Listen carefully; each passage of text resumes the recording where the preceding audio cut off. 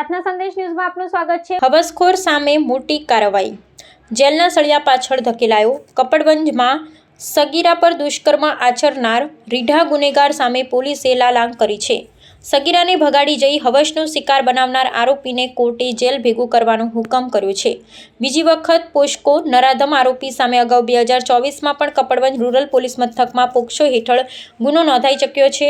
આ બીજી વખત છે જ્યારે તેણે સગીરાની જિંદગી રોળી છે। કપડવંજ તાલુકા ગ્રામ્ય વિસ્તારની 17 વર્ષની કિશોરીને ફોસલાવી ભગાડી ગયા બાદ તેની પર દુષ્કર્મ આચરવામાં આવ્યું હતું। આરોપી પોલીસે 26 વર્ષીય ચાહત કુમાર દિનેશભાઈ પરમારની ધરપકડ કરી કાયદેસરની કાર્યવાહી હાથ ધરી હતી।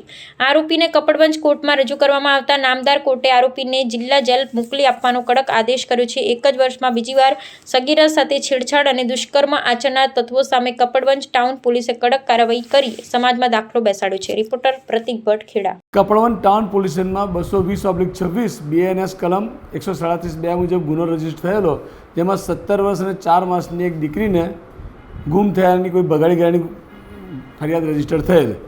એ બાબતે તપાસ કરતાં જે આરોપી હતો ચાહત કુમાર દિનેશભાઈ પરમાર, જે નિઝામિયા ગામનો હતો, તેને પકડી લેવામાં આવેલ અને એને પકડી લીધા બાદ જે ગુનાની અંદર છે BNSની કલમ 87/64(2)M અને પોક્સોની કલમ 3A, 4, 5L અને 6 અને 12 મુજબનો કલમનો ઉમેરો કરવામાં આવેલો।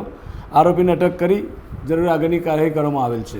આ આરોપી અગાઉ આ જ ભોગ બનનારને લઈને ભાગી ગયેલો, જેવા વખતે 2024માં પણ ગુનો રજીસ્ટર કરવામાં આવેલો હતો।